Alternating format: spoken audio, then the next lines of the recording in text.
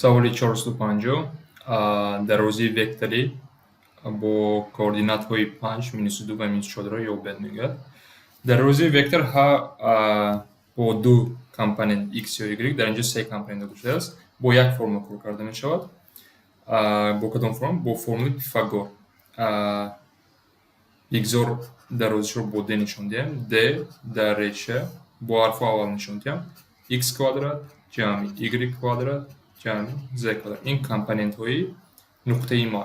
Агар ман ду компонент медоштам, дарозии ма фақат x квадрат ҷамъи y квадрат. Ин теореми Пифагор аст, азри Пифагор баромадаги аст.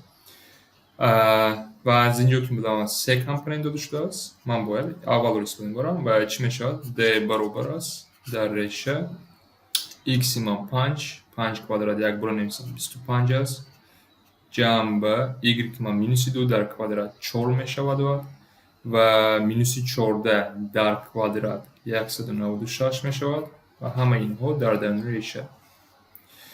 Ва даруни реша агар ман инҳоро ҷамъ кунам 196 ҷамъи 4 200 225 дар решаи 225 ва ин решаро мо албатта медонем ба чӣ баробар аст?